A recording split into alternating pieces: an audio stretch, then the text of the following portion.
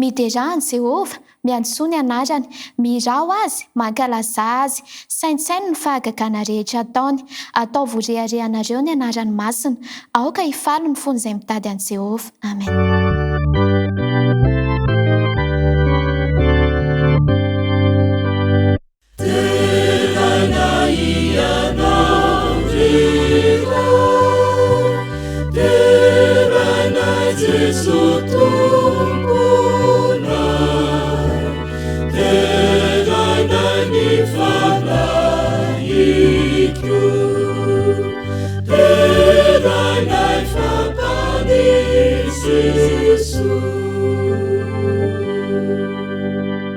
Iary vavaka isika, Andriamanitra misaotra anao namomezanao izao fotoana izao, ary misaotra anao ihany koa namomezanao an'ity sabata androany ity, ary ho tsay aminay ny fananao masina amin'ny anaran'i Jesosy ny angatana izany. Amen.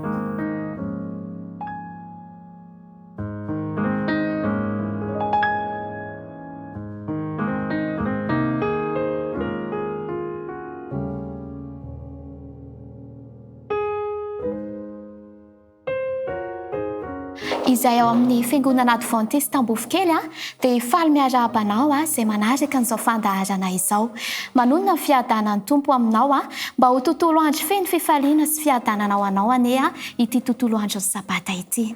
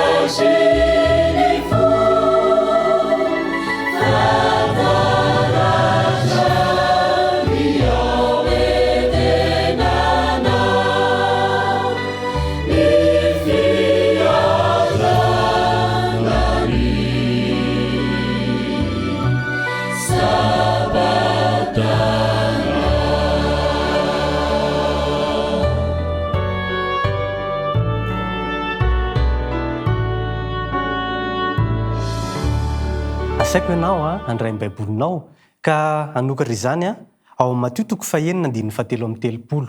Matio toko fahenina andininy fahatelo amin'ny telopolo. Matio toko fahenina andininy fahatelopolo, telo amin'ny telopolo azafady ka izay vakiako aminaran'i Jesosy manao hoe: fakatsao aloha ny fanjakany sy ny fahamarinany dia hanampy ho anareo izany rehetra izany. Hiary hivavaka isika. Andriamanitro, misaotra anao izay noho ny fitahinao nahatratraranay ity sabata masinao ity. Misaotra noho ny nitahinao anay manokana nandritra ny nenay manalasa iny ka tratra izao fotoana mamy izao indray. Ankehitriny izay dia mangataka vavaka aminao ny hamelanao heloka anay satria mpanota tokoa izay reto ary tsy mendrika ny antso ny anaranao kanefa mbola noho ny famindraponao sy ny fitahinao dia mbola velonaina soamantsara izay ary mbola tratra izao fotoana miavaka izao indray. Ankehitriny izay dia mangatavavaka ny amin'ny fahasalamanay. Io izay ho salamatrany ahafahanay manatanteraka ireo adidy aman'andraikitra, fianarana ho an'ny ankizy ary zavatra marobe izay miseho eo amin'ny fiainanay. Ankehitriny koa izay dia mangatavavaka ny amin'ny firenenay. Fantatrao ny zavatra mety mahazo ny fiainanay izay anisan'ny sarotra indrindra amin'izao vanim-potoana faran'izao kanefa mbola afaka matoky izay sy ampanantenainao fa miaraka aminay hatrany ianao. Ary ny angatany aminao ny amin'ity sabata ity dia ingana izy mba ho sabata fanasitranana ary sabata feno fahasoavanao ary ambanin'ny fitahinao ary ho feno voninahitry ny anaranao hatrany. Dia izany vavaka izany ataonay amin'ny anaranao. Saotra Jesosy eo. Amen.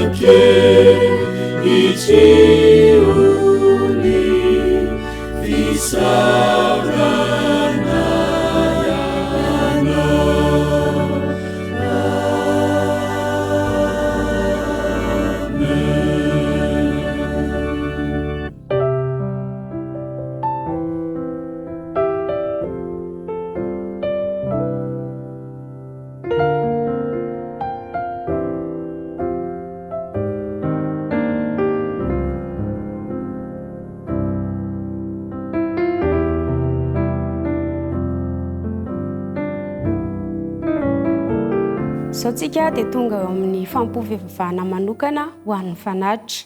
Ny lohatenin'izany dia manao hoe mety tsy hisy intsony ny fotoana azo ifararaotana.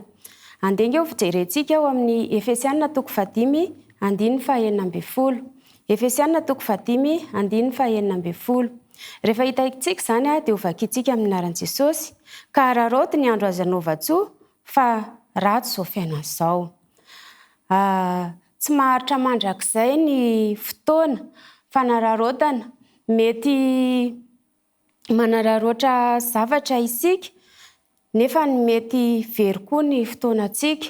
Tsy hiverina impiry nefa izany fotoana izany fa indray mandeha ihany. Koa androany dia manentana antsika tsy hanary fotoana amin'ny zavatra.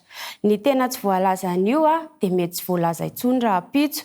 Ny teny ambaranao raha androany dia tsy ho voalazanao intsony raha pitso.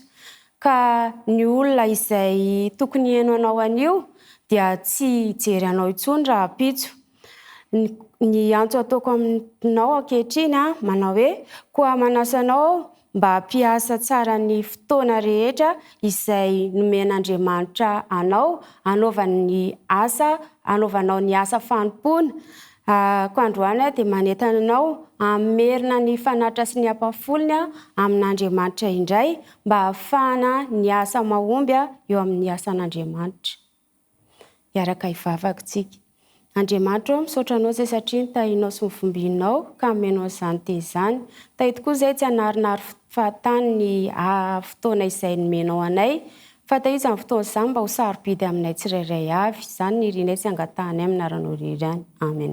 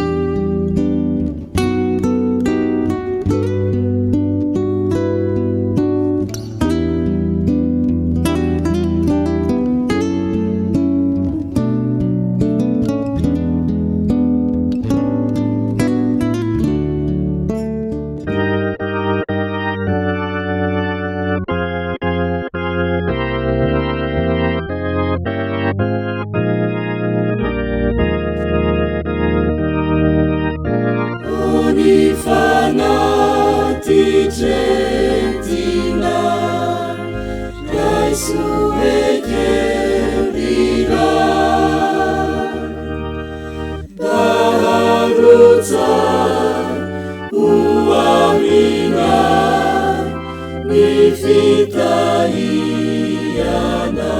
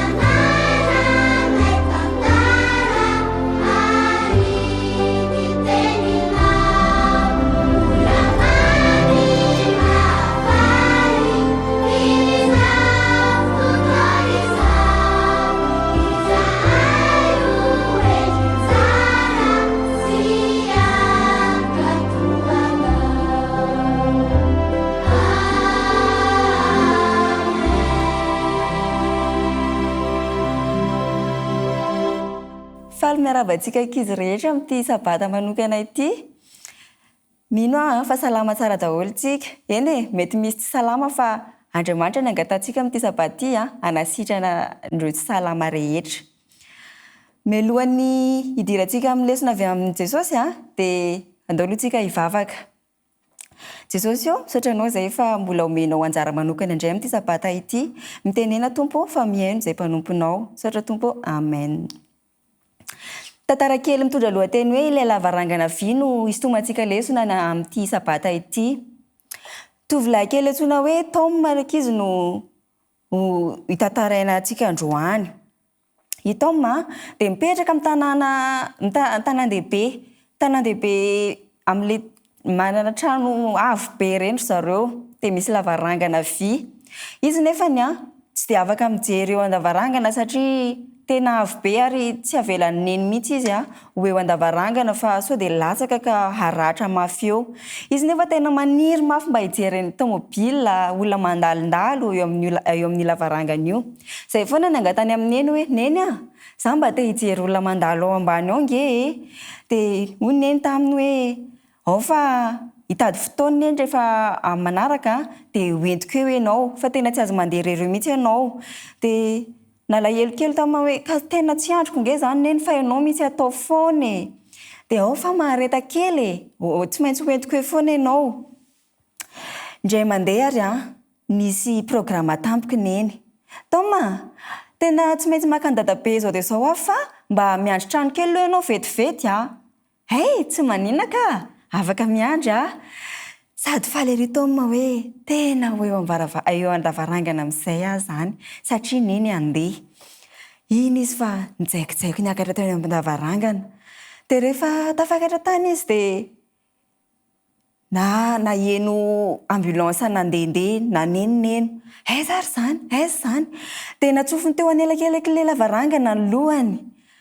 Ay, hitsika ilay izy.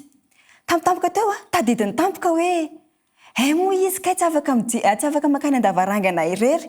Sady efa hiveriny izay neny. Nikoropaka amin'izay ary Tom hiala tao anatin'ilay lavarangana vy. Nivadibadika tsy afaka. Nitomany izy. Oay, ahoana ny voako ato? Ahoana ny voako ato? Taraiky ato ny lohako. Tampotampoka teo irineny ary ambany ery matazana anazy sahirana manala ny lohanao andavarangana. Niazakazaka neny niakatra tany ambony dia ozy izy toma ao alana ato ny lohanao dia sady nitomany izy neny tena marary ato tsy afaka ato iny fa nalany mamany somatsara tao izy dia afaka izy afaka tao anaty lavarangana.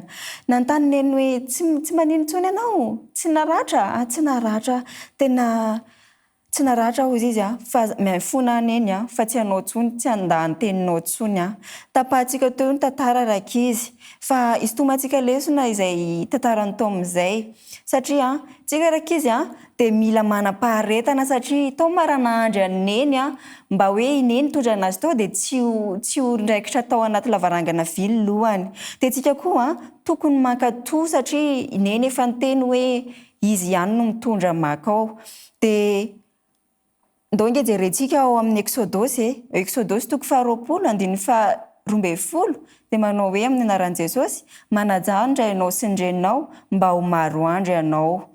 Amen. Vavakitsika. Renay izay an-danitro sotranao izay satria mbola nomenao lesona vaovao indray ny ankizy androany. Ingany izay ankizy mba hankatoa sy hanam-paharetana. Zavavaka izany iriko sy angatako ny anaran'i Jesosy. Amen.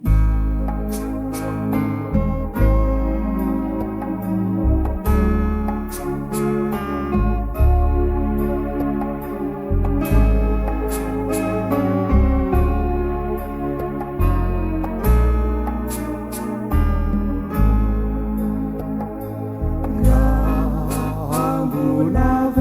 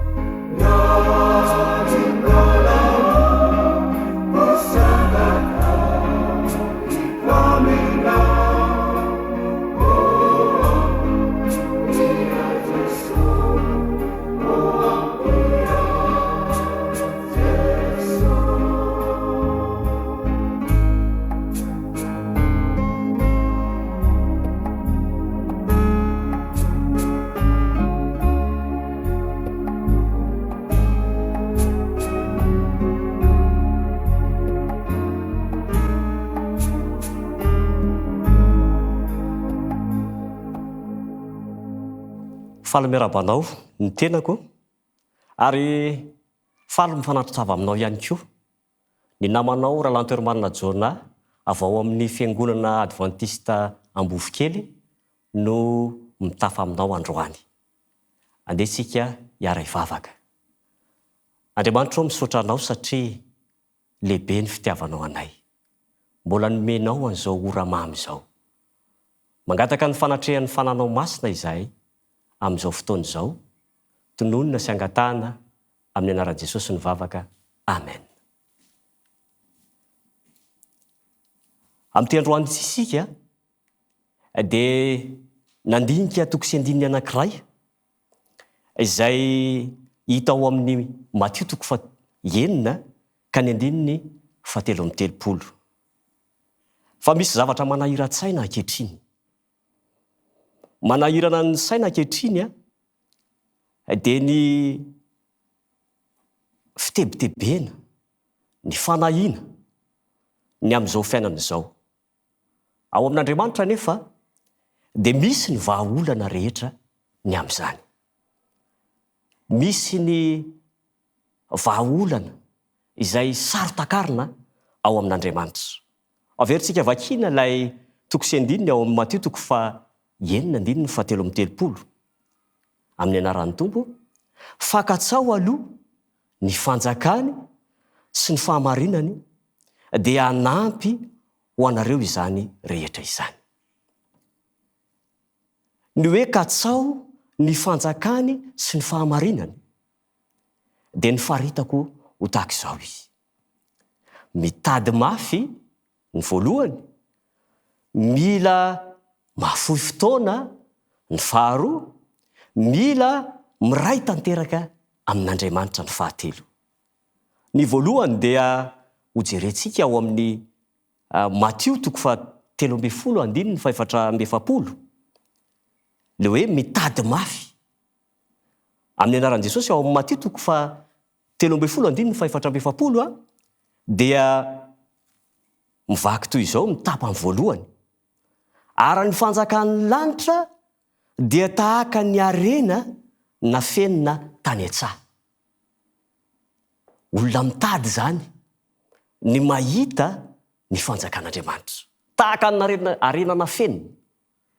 Ary mitady, mikaroka, manao ny ezaka rehetra mba ahitana izany fanjakan'Andriamanitra zany. Ny faharoa dia ilay hoe mila mahafoy ny zavatra rehetra. Rehefa mikatsaka zany dia mila mahafoy ny zavatra rehetra. Andeha ho jerentsika ao amin'ny Lioka toko 8:20 ka ny andininy 7:20-7:30. Lioka toko 8:20 ka ny andininy 7:20-7:30. Rehefa hitanao ny teny dia hiara-maka isika. Ary hoy Jesosy taminy, lazaiko aminareo marina tokoa, tsy misy olona izay efa nahafoy trano na zanaka noho ny fanjakan'Andriamanitra izay tsy handray be lavitra amin'ny andro ankehitriny izao.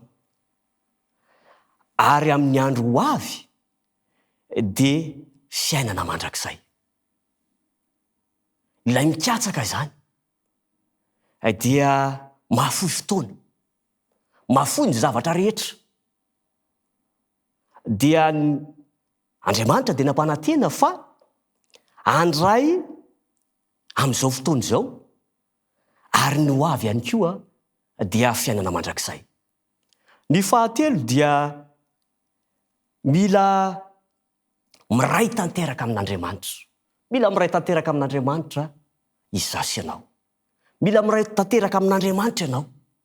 Tena mifandray enty dia enty amin'Andriamanitra ianao. Jerentsika hatrany ny tenin'Andriamanitra izay voalaza ao amin'ny Jaona toko 5:10 ka ny andininy 7. Ny Jaona toko 5:10 ka ny andininy 7. Raha miray amiko ianareo ka mitoetra ao anatinareo ny teniko dia angatao izay tianareo na inona fa ho tonga aminareo izany. Angatao izay tianao, angatao izay tiatsika, fa ho tonga amintsika izany zavatra izany. Ny vahaolana zany ny amin'ny zavatra izay manahira-tsaina ankehitriny dia tsotra ihany. Ny fanaovana ny asan'Andriamanitra, ny firaisana tanteraka amin'Andriamanitra. Tenin'Andriamanitra mandehandeha mihitsy zany ny takian'Andriamanitra amintsika tsirairay avy. Satria mila mitoetra ao anatintsika ny tenin'Andriamanitra. Izay zany ny vahaolana. Dia mivaly ny zavatra rehetra. Tsisy olana intsony eo amin'ny fiainana. Reny zavatra reny dia manampy ozy ny tenin'Andriamanitra. Ka tsao aloha ny fanjakany sy ny fahamarinany dia hanampy anareo zany rehetra izany. Rehefa tafiray tanteraka amin'Andriamanitra isika, rehefa manolo tena ho an'Andriamanitra tanteraka isika, dia manampy zany rehetrarehetra zany. Ain'Andriamanitra ny manao ny fahagagana rehetra. Ain'Andriamanitra ny mamaha ny olanao rehetra. Hitahanao an'Andriamanitra. Ary izy no andamina ny zavatra rehetra, ny olana rehetra eo amin'ny fiainanao. Ary mino azy fa tsy maintsy ho tanteraka izany. Iary hivavaka isika. Ray masino, amin'ity androany ity dia nanapa-kevitra ny mpiaino androany fa hanolo tena tanteraka ho anao, ametraka ny fiainany tanteraka ho aminao, hanompo anao amin'ny fahafenony, ary tsy hanana inona satria dia ianao no mandamina an'izany rehetra izany. Tononona mivavaka, angatahana amin'ny anaran'i Jesosy. Amen.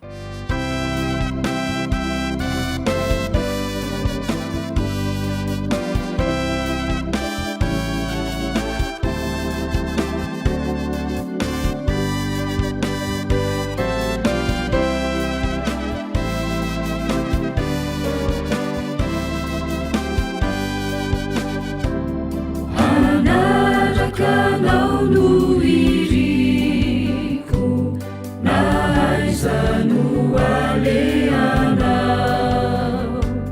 Jesosy izay reno tiako, andeha eo anilanao, isan'andro sy isan'ora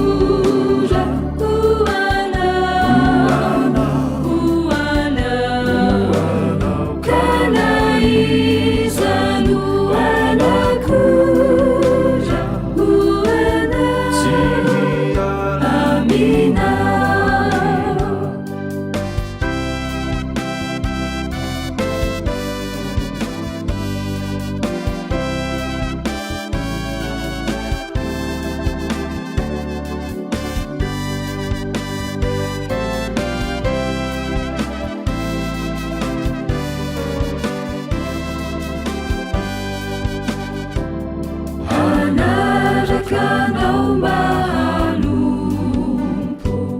na izay antsoanao,